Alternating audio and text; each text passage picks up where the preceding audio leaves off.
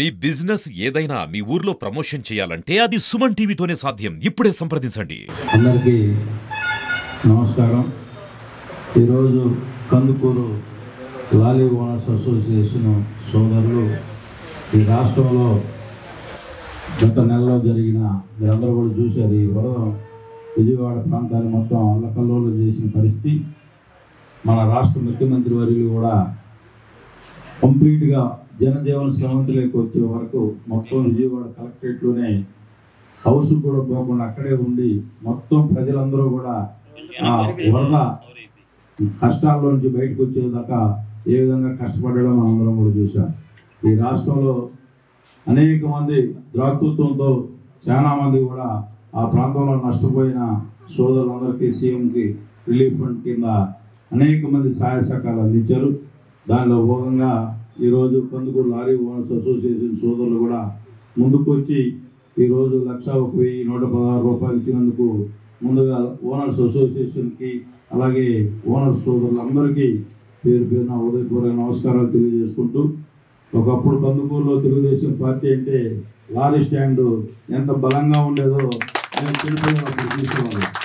తప్పకుండా మీరందరూ కూడా నన్ను కూడా మొన్న ఒక కుటుంబ సభ్యుడిగా ఆశీర్వదించారు.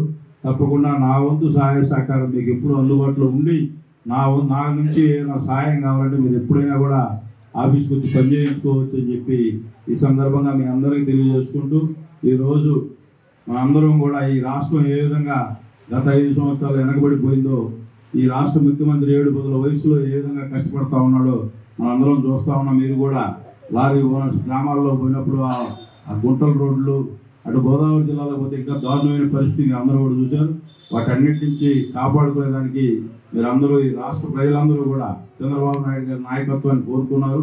మీరు ఏదైతే కోరుకున్నారో వాటన్నిటికీ మేము అనేది మీరు ఏ విధంగా మమ్మల్ని రేపు తెలుగుదేశం పార్టీ అధికారంలోకి వస్తే జనసేన తెలుగుదేశం బీజేపీ వస్తే ఈ రాష్ట్రం బాగుపడుతుంది అనుకొని కోరుకున్నారో ఆ విధంగానే మేము కూడా మా వంతు కృషి చేసి రాష్ట్ర అభివృద్ధిలో పాల్గొంచుకుంటూ, అలాగే కందుకూరులో కూడా నా వంతు కష్టపడి 24 గంటలు కష్టపడి ఈ నియోజకవర్గ అభివృద్ధిలో ఇప్పుడే చదువుతా ఉన్నా. మీ అందరికీ ఈరోజు అఫీషియల్గా రేపటి నుంచే సిటీఆర్ఐ దగ్గర నుంచి ఇప్పుడు ఏదైతే రోడ్డు ఉందో కందుకూరు పామూరు రోడ్డు వరకు వచ్చే ప్రాంతంలో అనేక మంది ఫ్యామిలీస్ నష్టపోయారు.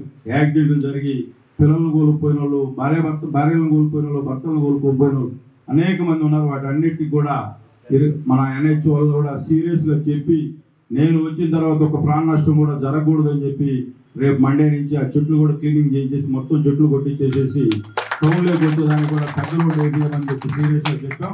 తప్పనిసరిగా రేపు సోమవారం నుంచి కూడా వర్క్ స్టార్ట్ చేస్తారు.